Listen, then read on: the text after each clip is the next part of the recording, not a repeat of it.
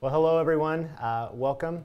My name is Brad Cusick. I am the EMS Chief for the Overland Park Fire Department. Next to me is Chris Angemuller. He's our Basic Life Support Training Officer. Say hi, Chris. Hi. So what we want to do is go over the new AEDs that are in all of the facilities. And this is it. This is our Philips HeartStart HS1 AED. It has a zipper on the front.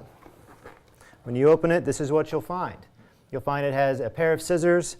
It has a quick reference guide which will allow you to have some instructions on its use. It's designed for the lay public. It's designed to really be used by anybody, even someone who's never had any AED training before. It's very simply arranged. You can pull this lever and that will open the pads. There's a on-off button, an info button, and a shock button. It is very simply designed. When you're doing your maintenance on the AED, there's some things you'll want to look for. First, on the front cover, it has a clear window. Within that window, you'll want to look for the blinking green light. If it's blinking green, that means the AED is ready to go. If it's any other color, it will also be associated with a tone, and that will need to be looked at by myself. If you can pull the AED out, you'll notice that there's an expiration date on the pads. You'll want to make note of that. And then on the back is where the battery is located, and you'll want to make note of the expiration date there as well. Battery is very easy to take in and out. There's just a simple tab here. As far as the pads, on the top of the AED there's a lever. You'll release that lever and the pads will come right out. If you need to order new batteries or pads, you can do so by emailing me. This is how the battery comes. This is how the pads come. Obviously the pads will need to be opened and then added to the AED. Chris is going to go over the fast response kit that comes with the AED. Thanks, Brad. What I'm going to cover, like Brad mentioned, I'm going to talk about the fast response kits that accompany each and every AED. Now, first thing I want to show you is a couple different locations that you may find these kits. There's a little flap inside the AED. When you open it up, where you see the scissors, you just pull the little tab and it can be there. Or another location that you may find it, there's a little clip on the bag. It could be clipped right onto the AED like so, and that can be another location that you'll find it. Either way, it's okay just as long as it accompanies the AED. Now, I'm going to go ahead and review the contents of this kit and talk about a few things that are included in here. The first thing I want to talk about is we're really emphasizing when you approach somebody to really think about doing compression-only CPR, especially if you're not familiar with them and don't know them and don't want to do mouth-to-mouth on them.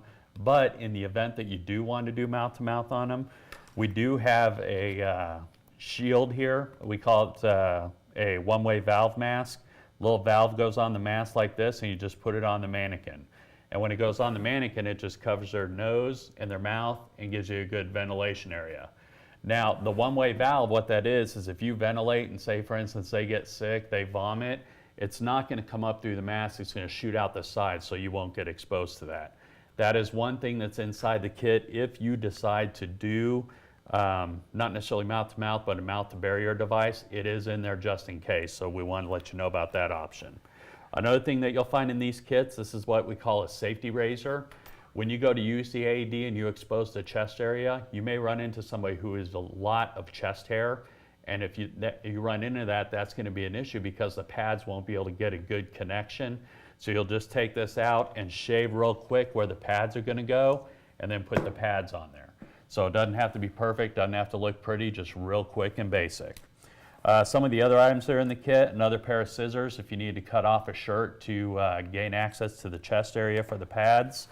There are some gloves in here, and we highly recommend that if you're going to use the AED, you're doing CPR on somebody, wear these gloves. This will give you that barrier between you and the patient.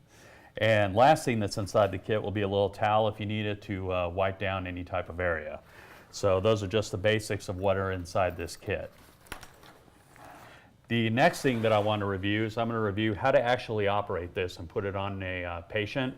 So as you've seen earlier, we just open up the kit and there's this pull tab. I'm going to pull the pull tab and place the pads. One of the things that I do want to talk about is if you look at the pads, there are pictures on there that clearly show you where the pads go. So just follow those pictures, you'll do fine. So when I pull this open, you're going to hear it talk. Begin by removing all clothing from the patient's chest.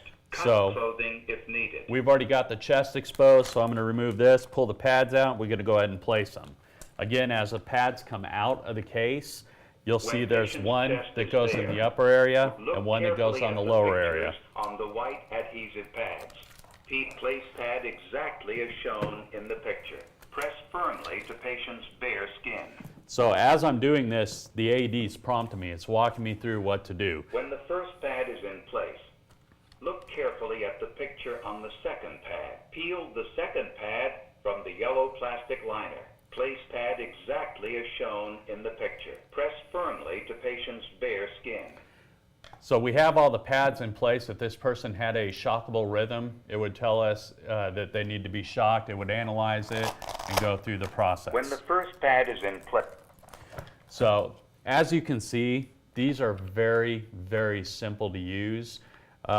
We definitely highly recommend that you pull this out every now and then just to look at it to refresh yourself on the pads. Obviously, don't open everything. The pads, we really only want to deploy them if we have an emergency situation. But you can see on the outside of the pad case that it still shows you exactly how they need to be placed. So definitely, we appreciate you guys taking the time to listen to us today. If you have any questions about any of this, you can either contact Chief Cusick or myself, and we can help you out with that. Thanks, everybody.